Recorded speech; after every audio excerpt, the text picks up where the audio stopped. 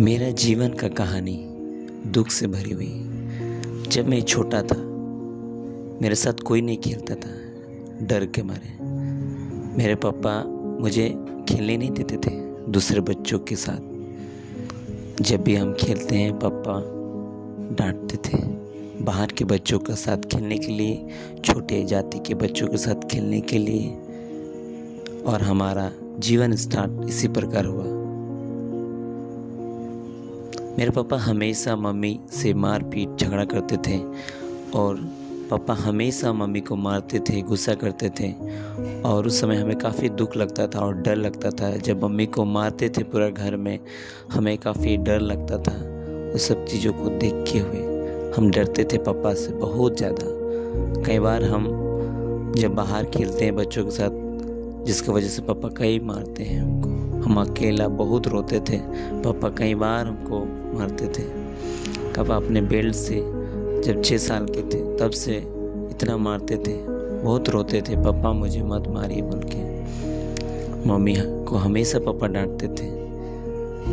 और हम रात को एक दिन घर आए। नानी घर में हमेशा रहते थे चुपके चुपके। जब हम एक दिन आए शाम में, पापा ने हमें बुला के, मेरे मम्मी हमें बचा रहे थे, पापा मम्मी को भी मार दिए। और मम्मी हमें छुड़ाते थे, मत मारिए बोल के, और पापा हमेशा मारते थे। और मम्मी हमें हमेशा बचाने की कोशिश करते हैं। और मुझे नहीं मार पाया तो मम्मी को कहीं मारे। और इस चीज़ों से हम जूझ रहे थे।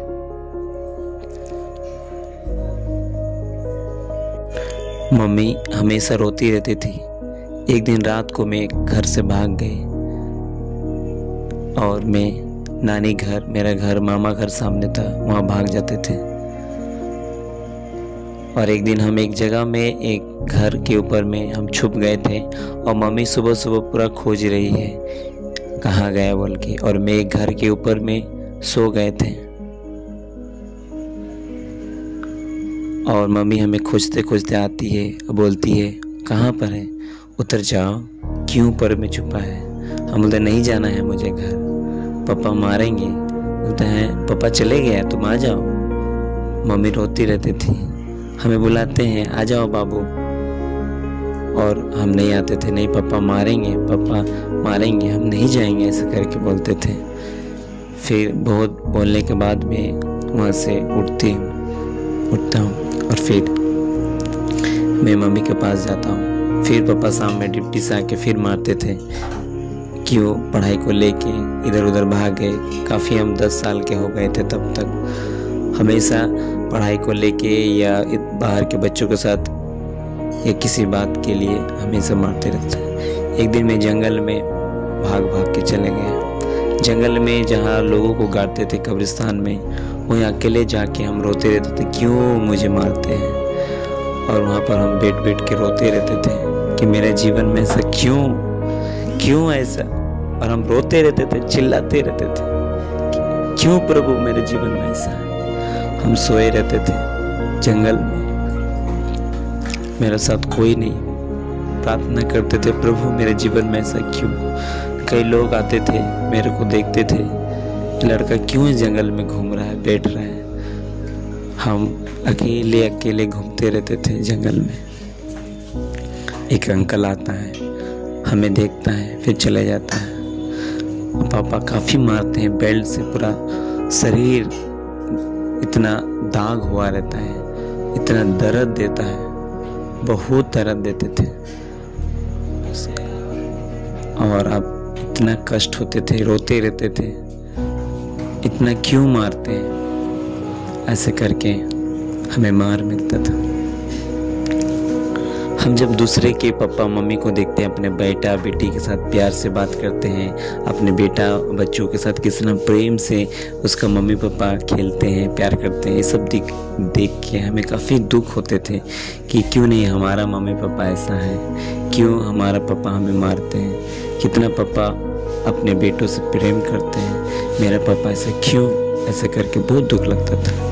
जब भी हम खेलने के लिए जाते थे, हम अच्छे खेलने भी नहीं सकते थे किसी चीज़ में, क्रिकेट हो या किसी चीज़ में, इसलिए हमें कोई भी नहीं खिलाता था। और हमें खेल से बाहर निकालता था। हम अकेला अकेला घूमते रहते थे, बैठते रहते थे। उसी समय अमन भैया चर्च के पास्टर के बेटे हमारे घर आके हमारे से गाइड करते थे, हमें मदद करते थे, हमें मोटिवेट करते थे, हमें अपने घर ले गए और वहीं पर हम पढ़ाई करते थे। 10 क्लास में पढ़ते थे उस समय। उसी समय हम पास्टर का घर गए, अमन भैया अपने घर में हमें ले गए और वहाँ पर हमें पढ़ाते थे, मदद करते थे। अमन भैया हमें मदद किए कि पढ़ाई के लिए, और हम उसके घर में रहते थे और पढ़ाई करते थे। और जब भी हम घर जाते थे तो पापा मारा करते थे, क्यों जा रहे हैं चर्च बोल के। कभी कभी हमें पापा भी मारते थे। और कई बार एक दिन पापा को हम धकेल दिए, बस इतना ही हुआ, हमेशा मार खाते रहेंगे। उस दिन पापा को धकेल दिए और हम अपने घर से बाहर निकल गए। 2018 में मैं अपने घर को छोड़ के बाइबल कॉलेज के लिए केरल जाना चाहता था और मेरे मम्मी नहीं मदद कर पा रही थी। पापा मना कर रहा था जाने के लिए। मेरे मम्मी अपने पायल को गिरवी रख के मुझे पढ़ने के लिए केरल भेज दिए और मैं झारखंड से केरल चले गया पढ़ाई करने के लिए, बाइबल का शिक्षा लेने के लिए।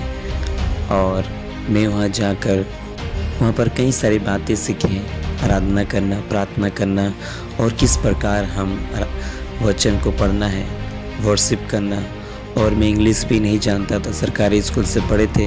परमेश्वर के दया से मैंने वहाँ पर इंग्लिश भी सीखी, परमेश्वर के दास के द्वारा भी सीख किए गए और काफ़ी प्रार्थना जीवन वहाँ पर हमारा मजबूत हुआ। और फाइनली मैं पूरा करते समय परमेश्वर ने हमें सहायता मदद किया। पूरा करने के लिए काफ़ी कमी घटी में भी परमेश्वर ने सहायता मदद किया, हर एक ज़रूरतों को पूरा किया। और मैं फाइनली 2022 में कंप्लीट करने के बाद बिहार के क्षेत्र में जेम्स मिशन में बच्चों के बीच में सेवकाई करने के लिए परमेश्वर ने बुलाया और वहाँ पर काफ़ी बच्चों ने परमेश्वर के वचन से काफ़ी बच्चे लोग परमेश्वर को उद्धारकर्ता के रूप में ग्रहण किए।